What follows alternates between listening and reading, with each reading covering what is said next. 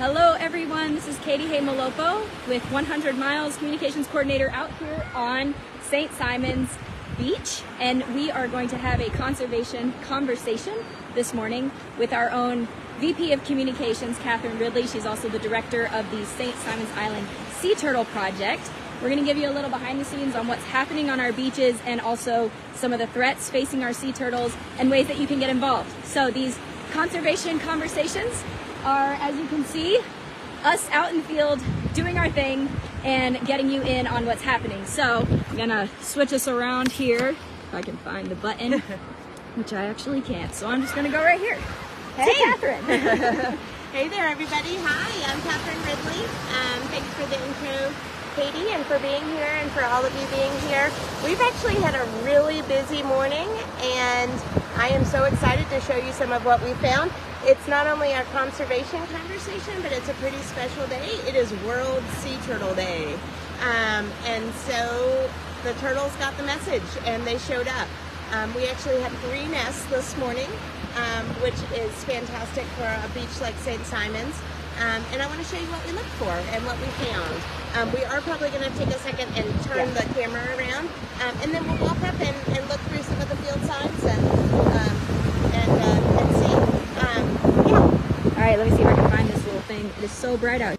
I found it. All right. You got it. Excellent. All right, let's go. All right, guys. So our volunteers. So every island does this a little bit differently. And in this, obviously, we have people hopefully tuning in from across our coast, but we're here on St. Simon's. On St. Simon's, like the other beaches, or most of the other beaches, we conduct dawn patrols. We have a lot of volunteers on this beach, which is wonderful. We have the best volunteer crew in the business, I like to say. Some islands do it a little differently, but we all walk the stretch of beach. And here's what we're looking for. Now, it was a little more pronounced at, say, 6 a.m. than it is right now.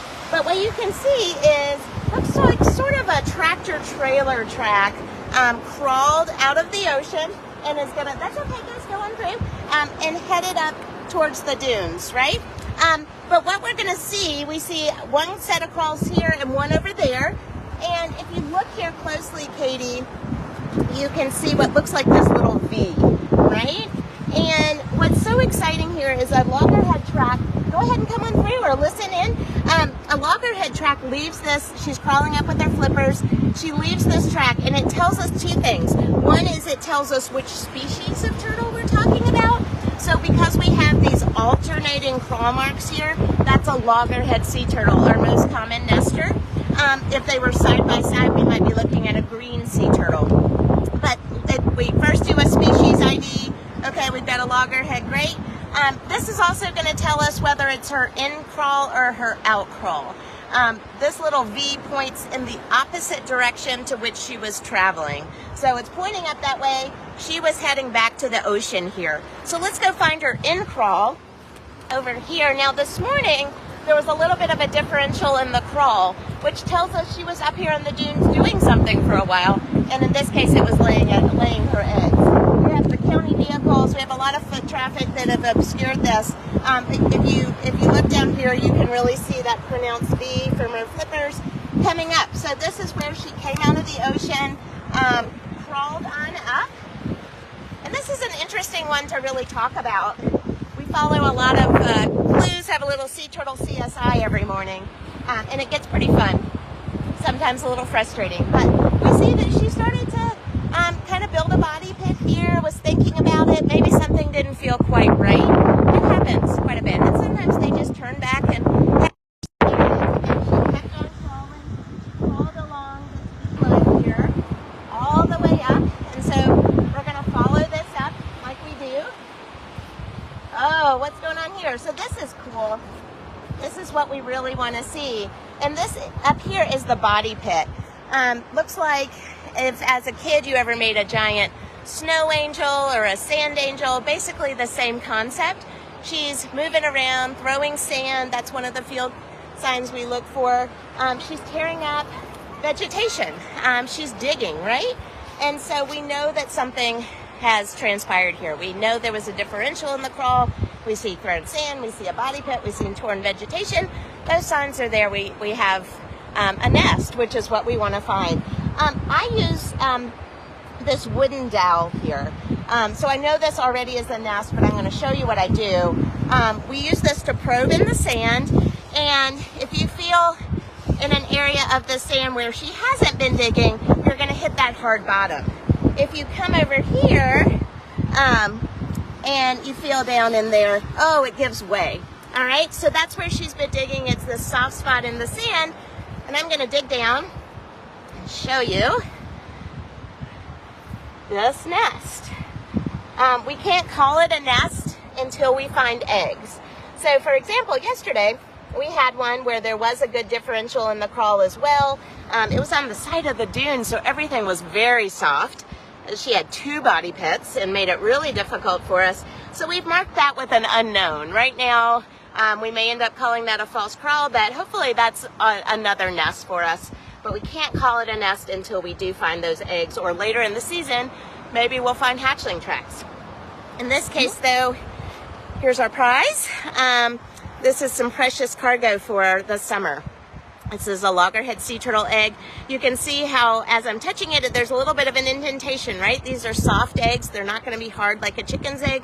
If they were, of course, they would break when she's dropping them. But they're soft and leathery like other reptile eggs. An average about 115 per nest. Now, a lot of times we encounter people on the beach and they say, what happened to Mama Turtle? Where is she? The moms come up, they lay those eggs, and they go back into the ocean. They never come back to take care of their babies. That's why they lay so many eggs. She'll nest an average of about 4 times per season, every couple of weeks or so, and she usually nests every 2 to 3 years. So I'm going to save this nest, or this egg, excuse me, because we have a really exciting genetics project that we'll share about probably in a different post. Or a different story that we can tell you later this summer. But Dr. Brian Shamblin with the UGA Warnell School has been doing some incredible work going back about 20 years now. And he's helped us really create this genetic database of turtles. And so that's part of why we're saving this egg. We take 1 from every nest. But other than that, I'm just going to mark it off here in a minute, maybe after we're done talking. And we'll mark and then keep an eye on it every single morning throughout the summer to see how it's doing. It's been a pretty exciting summer.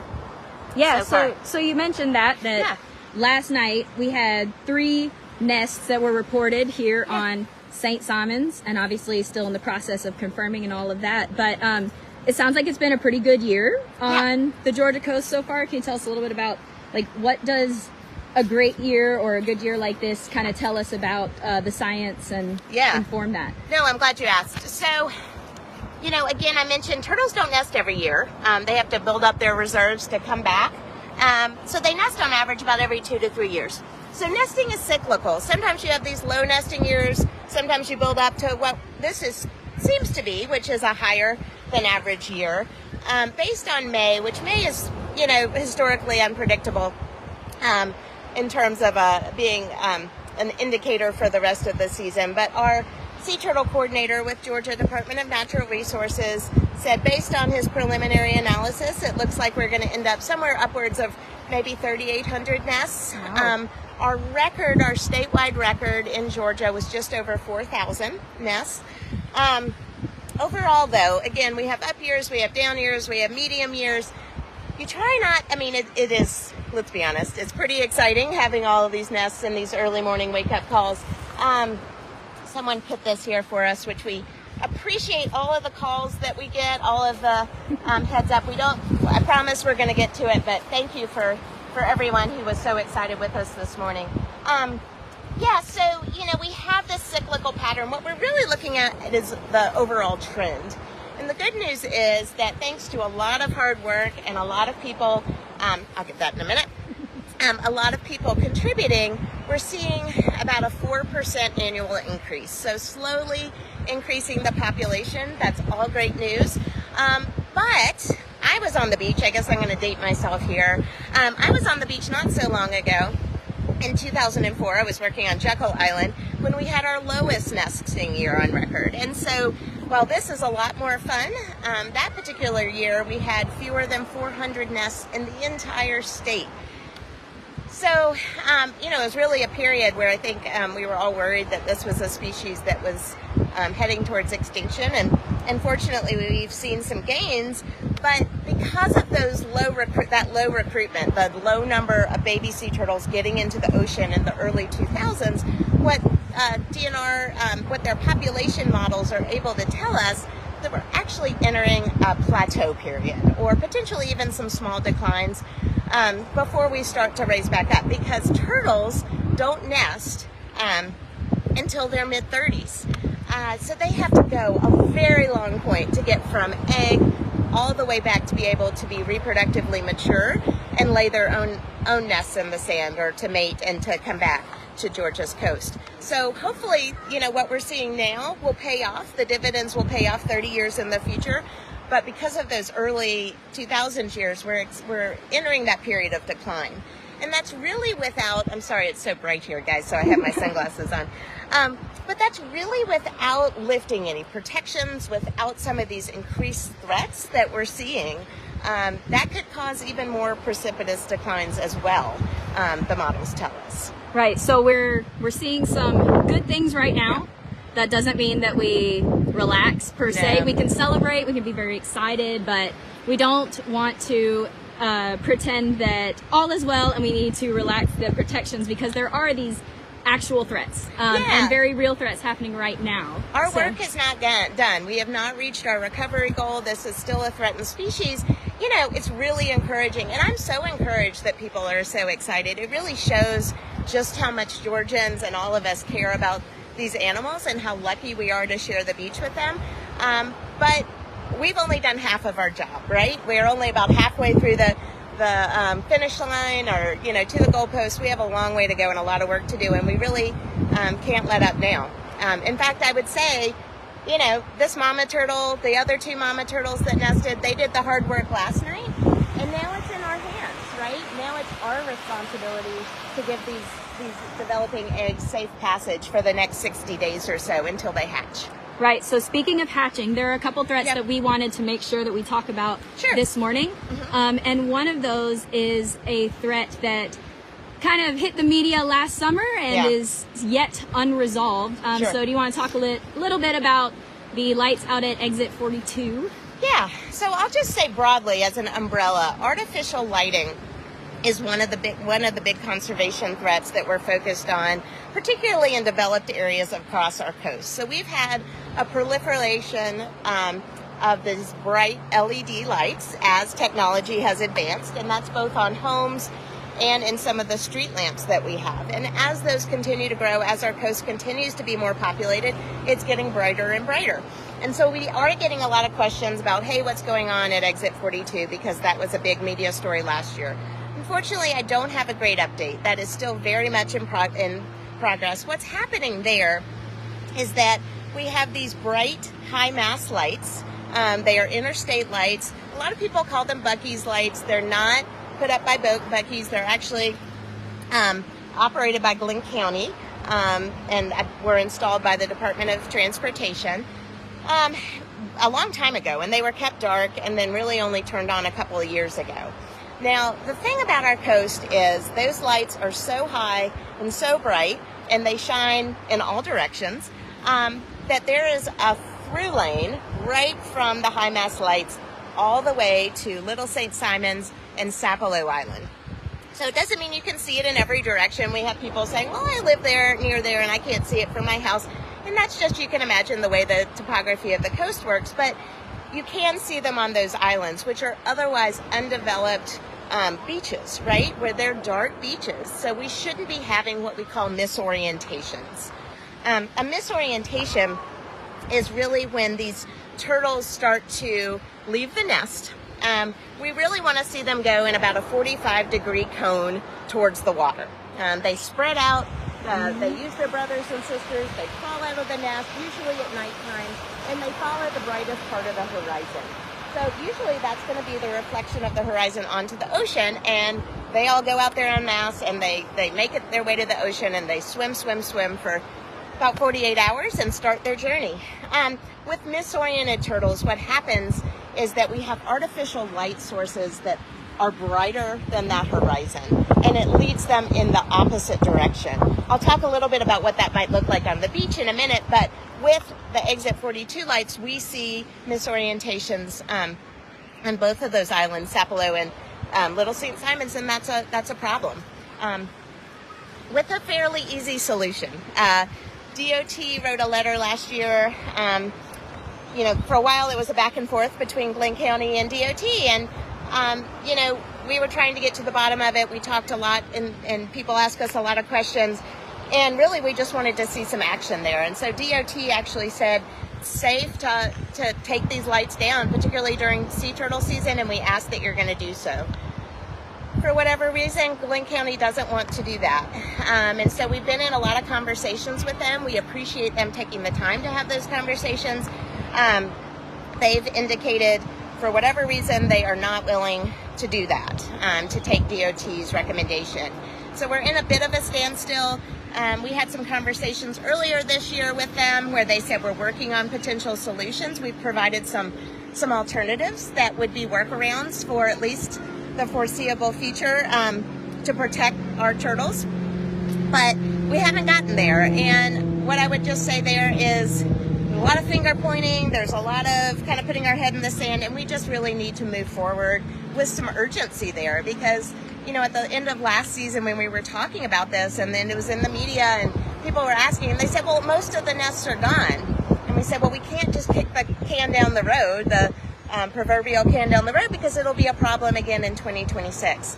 And here we are. We're a couple of weeks away from those first turtle nests starting to hatch around the 4th of July, and we know that there's going to be another issue. So we're watching that closely. We want to have some continued conversations and ultimately just move forward with a solution that, yes, absolutely keeps our roadways safe, but is going to protect this threatened species as well.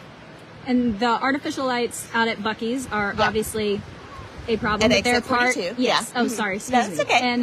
And they are part of this larger conversation around artificial lighting. We've been really involved in the Glenn County zoning ordinance update around beachfront lighting. So can you tell us just a little bit about what's happening there? Absolutely.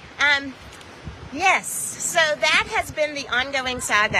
Artificial lighting has been an issue for a very long time here in Glenn County, here in other developed parts of the coast.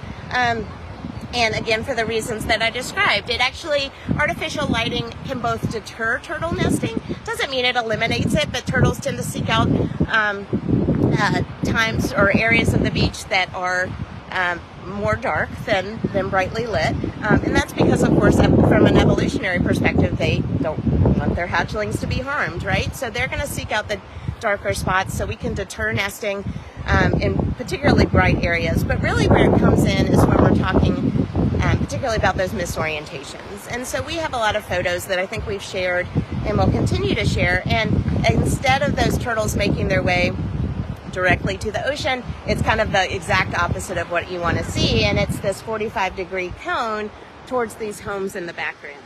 Now, let me say something about that, because we've been working on this. We've been going door to door. We've been doing a lot of beachside education. We talk to thousands of people every summer. 99% of us want to do the right thing. We realize just how lucky we are. We share our beach with this ancient, amazing animal that it's such a privilege, right? But a lot of these homes, a lot of the properties further down the beach, we have some condos, we have hotels, and a lot of them are second homes or they're vacation rentals, and you have new people coming in every week, every few days.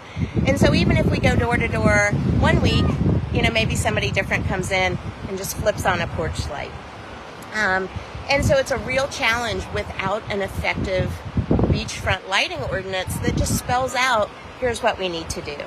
And I am talking about this specifically on St. Simons because we're here, but the problem is just as pronounced on Sea Island, just over there.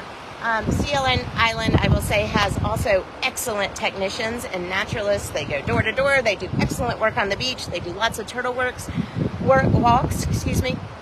but they have one of the highest misorientation rates in the state.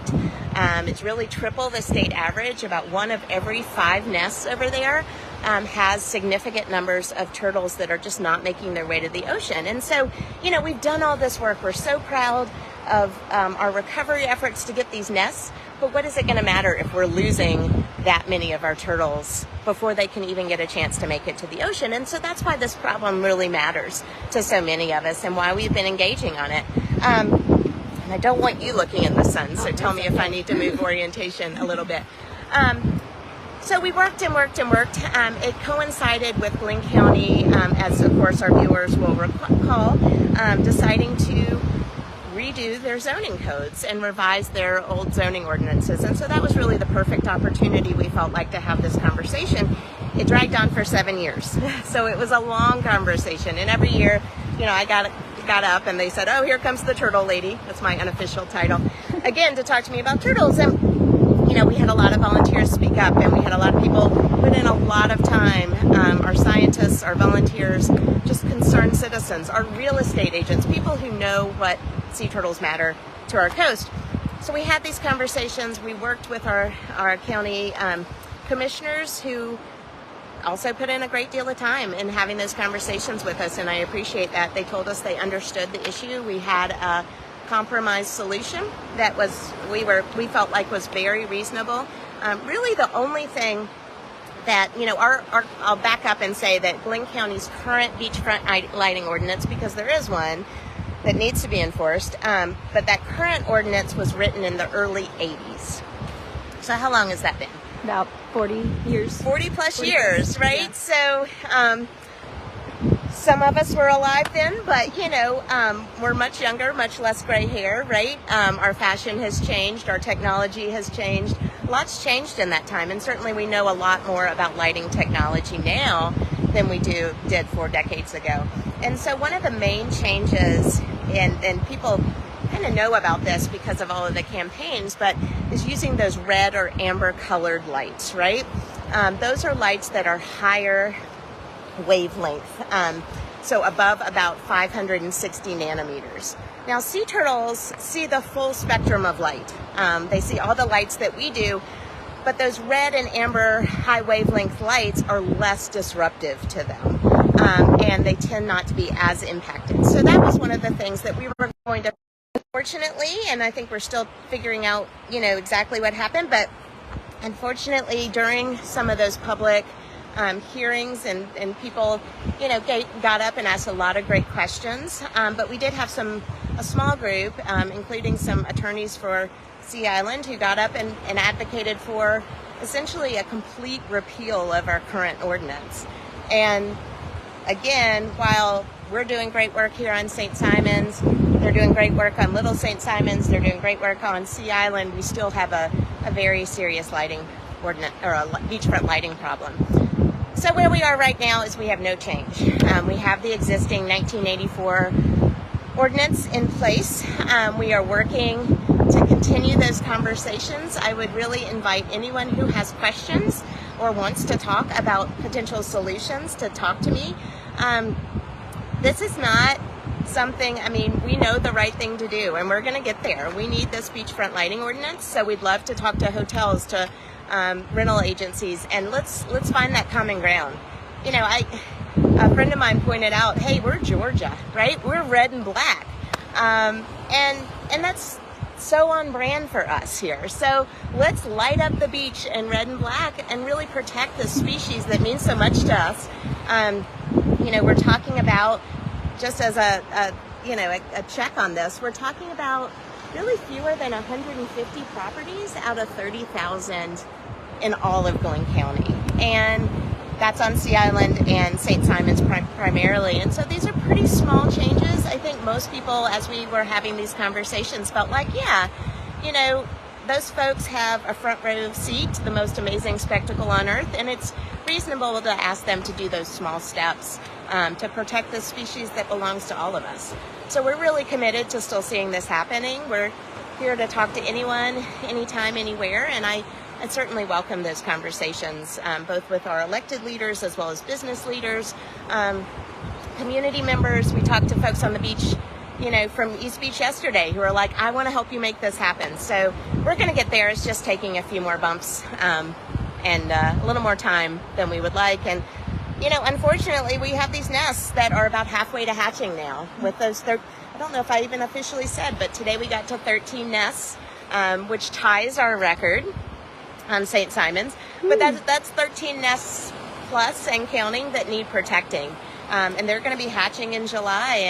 And, you know, what's it going to mean if we put in all that work and excitement and then we lose them to artificial lighting when the solution is well within our grasp. So we need to act with urgency here as well.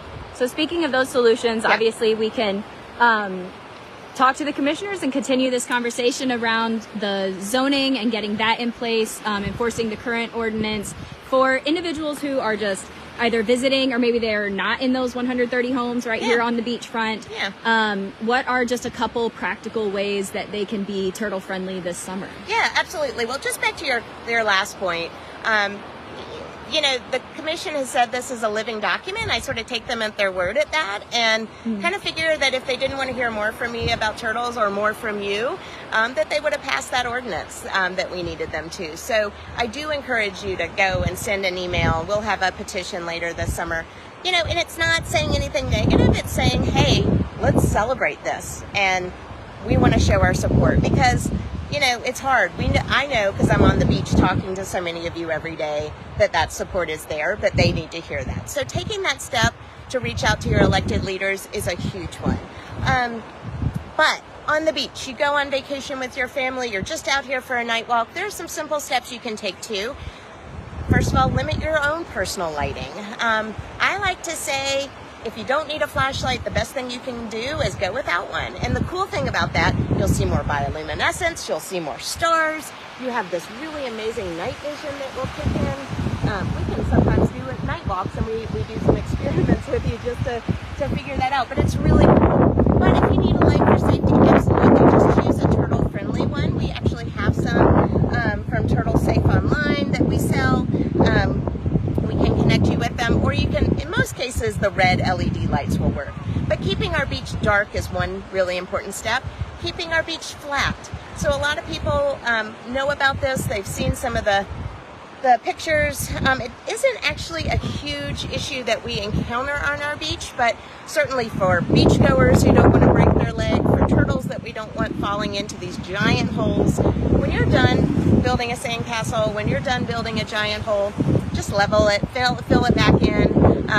You're certainly going to make a lot of beachgoers happy and our turtles happy so they don't have those added obstacles. Take your beach gear home with you at night. So, you know, we have a lot of tents, we have a lot of chairs.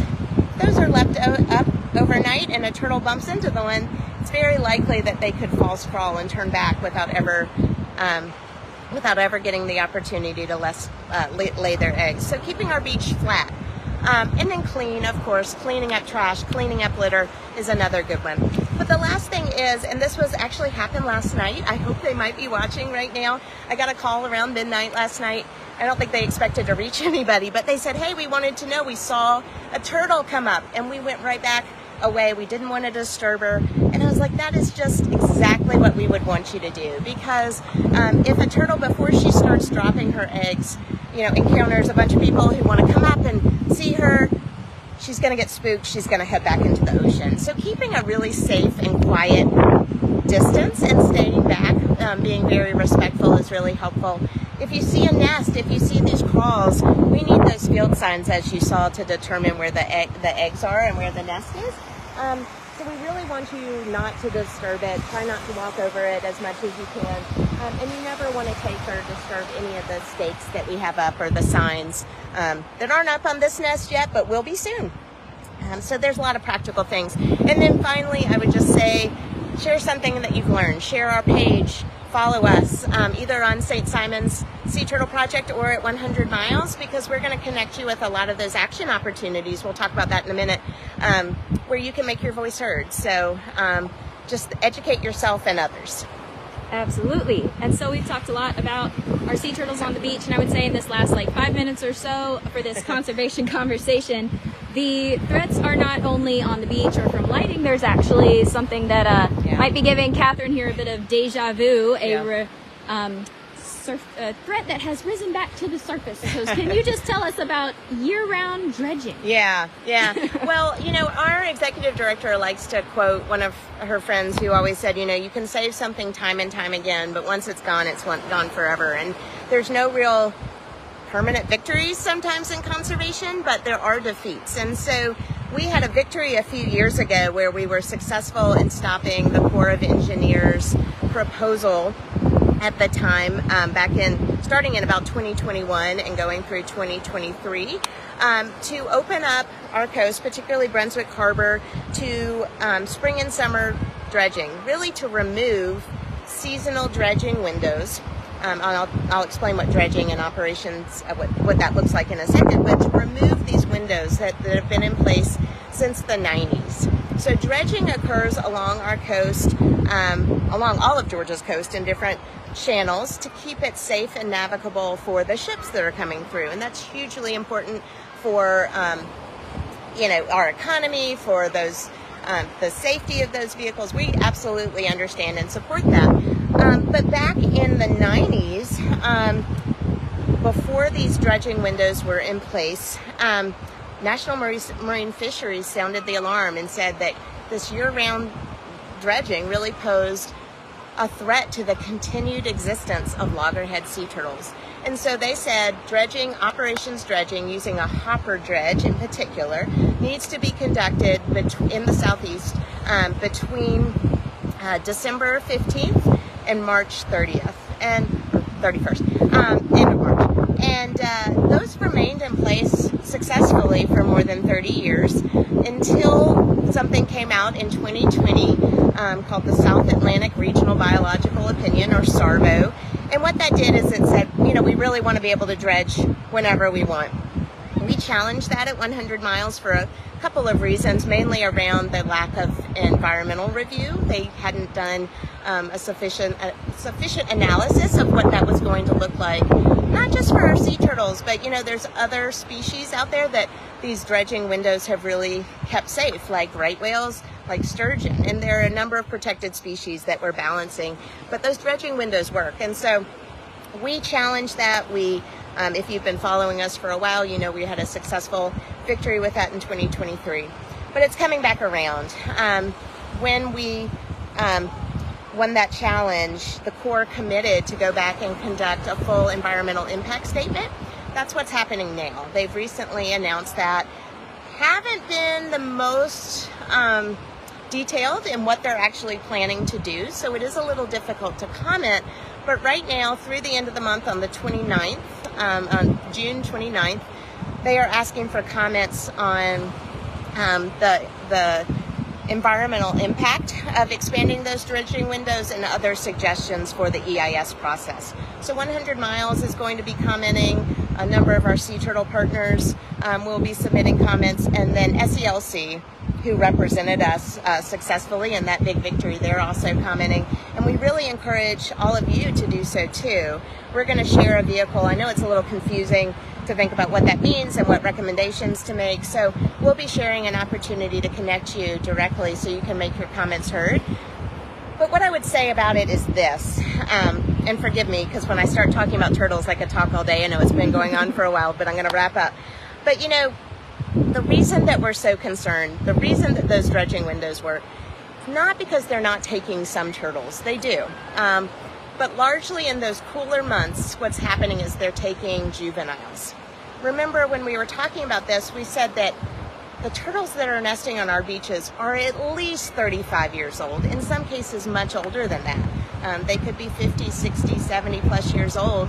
And think about the odds that they have beaten and how much it has taken to get them to that point. And so those are the turtles that can help us to continue to recover this population. Those adult females are the ones that we can least afford to lose. And when are they in our harbors? They come back in the spring. They stay through the summer, through all of their nesting. And then, they're still here in the fall in those warmer temperatures. So that's why those winter dredging windows work, because we don't have those particularly adult, we don't have as many turtles in general, and then we in particular don't have the ones that we're most concerned about, which are the adults. And those dredges, they act like underwater vacuums essentially, and they go through these metal blades, chopping every everything up in their path. And it's not pleasant to think about, but that's the reality. And so we have a community that is so invested in this. In some cases, we track and tag, and we have this genetics program that helps us identify those individual females. So we're attached to them, and also, you know, we are learning so much from them. We cannot open the door to just see what happens and lose all of those turtles that we have invested in for decades. Yep. And so obviously lots of things happening Yes. with sea turtles, not only on the beach, but in the water, in the ground, when their little eggs are down there. It's just so sweet, and we love our sea turtles. And Catherine, you wear so many hats and do so much for these sea turtles. So as a wrap-up question for you, Sure. just what gets you out of bed at midnight or 6 a.m. or keeps you out here till noon, making sure that these sea turtles are protected and okay? How do you do it? I love that question. You know, first of all, I want to say I know how lucky I am. I talk to people every day who are like, how can I join your turtle team? And we have so much interest in that and so much pride for this. And I remember the first turtle I saw 25 plus years ago. It gets in your blood, and it is so exciting, but it's a lot of hard work. I mean, it's buggy, it's raining, we're dodging thunderstorms, you're sweating, you can't find a nest. It is hard work. But for me, what does it, and I really appreciate this question, is the connections. Hey guys, I think it's a sign that I like to talk about turtles too much that my almost fully charged phone died during this operation. However, I'll just wrap up here. So we had a group of committed researchers who started this whole crazy idea of protecting turtles here in Georgia 60 years ago. Their legacy, and then the shrimpers who invented, you know, Sinky Boone, who helped us come up with our early designs for the turtle excluder device, and then everything that we have asked homeowners to do, shrimpers to do, business leaders to do, all of us joining together have gotten us where we are today. And so I think a lot about carrying on that legacy and how it's led to a year like this. But then I think a lot about, I don't usually cry, and of course I'm going to do that on camera, but I think a lot about my two young children who, for better or worse, are out here on the beach with me every morning. They have those early wake-up calls too. And, you know, when the turtles that we find from this nest, when they come back in 35 years, it's going to be my kids' beach at that point, or your kids' beach, right, Katie? And are they going to have these same opportunities? You know, my son says that's his job, right? He wants to be a turtle biologist, and Bruce Springsteen, but he wants to be a turtle biologist. So what are we doing today, just like the folks 60 years ago and 30 years ago did, to set up that legacy of conservation for the next 30 years and beyond? And, you know, we may not be here to see it all, but that's why I think that's what keeps me going. I think thinking about the work and the cycles and the connections and all of you. You know, I got about 12 phone calls this morning from people just so excited, and texts. There's another one. Did you check this one out? And, you know, I love it. I see it. I know just how much. I see the turtle tattoos. I see the people who come up who said, gosh, been coming here 12 years in a row, or since I was a kid, all so I could see this and how exciting it is. And that never gets old, no matter how tired you are. So I appreciate you asking the question. I appreciate all of you, if you're still watching this long, just joining us for these conversations, but also doing the things you do to raise your voices and take action. So thank you so much, everyone, for joining us for this conversation with Catherine. As you can see, she's finishing up marking this nest so that it'll be protected.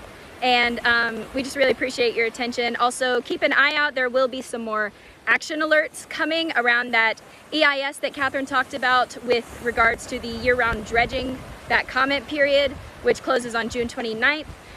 We'll also have some ways that you can contact the Glynn County Commission just to remind them that, hey, we love the sea turtles and we want to see them protected, and there are effective, simple ways that we can make that happen. Make sure you're following us here on social media, as well as sign up for our email newsletter, because those action alerts, we often send them straight to your inbox or in the monthly mile every month, so that you know when to take action, how to take action. And we, again, appreciate you so much. Thank you for joining us out here on the beach this morning on St. Simons, and y'all have a fantastic day.